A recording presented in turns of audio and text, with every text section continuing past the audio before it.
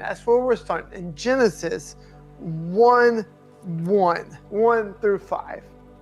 In the beginning, God created the heavens and the earth.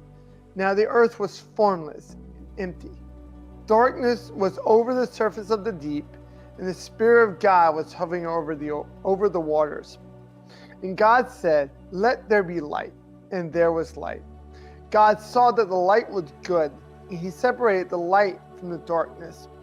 God called the light day, and the darkness he called night. And there was evening, and there was morning, the first day.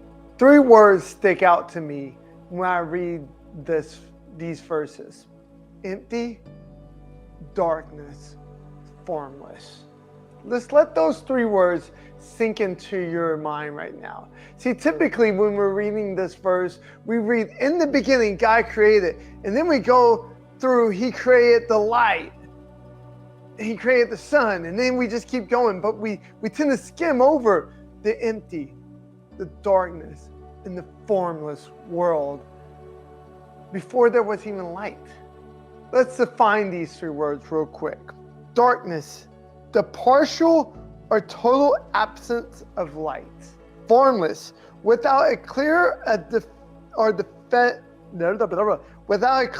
definite shape or structure. And empty, containing nothing, not filled or occupied. That was the beginning of the world. And it's probably a world that you can't picture. Because we live in a world that's been formed. We live in a world that has creation. But in the beginning, there was nothing. You will have in the beginning moment in your life.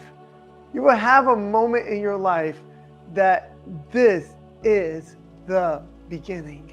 When you read a book, you may know a little bit about the book. Sure, if you skim through the back of the back cover, it tells you the synopsis of the book. But if that were the case, and that little synopsis at the back just told you the whole story, what would be the point of reading the book?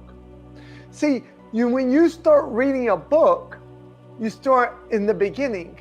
And in the beginning, you don't know the characters. You don't know the structure of the book. You don't know the twists and the turns that the book's going to do to keep you interested. That's how your life is in the beginning. You're still being formed. You don't know the twists and the turns of your life. And when you're reading that book, there's one person who does know the twists and turns. It's the author, the one who wrote it. And in your life, in the beginning, God created. In the beginning, God created. In the beginning, God created you. He's the author of your life. He's the one that is writing your book, if you allow him to. See, we live in a day and age where you can make your own decisions. You can be whatever you want to be, do whatever you want to do. But you don't allow Christ, you don't allow God in your life to help you write your book, because your mind, you have the pen and you can write whatever you want to write. All that will lead to is darkness. All that will lead to is something that won't be truly formed.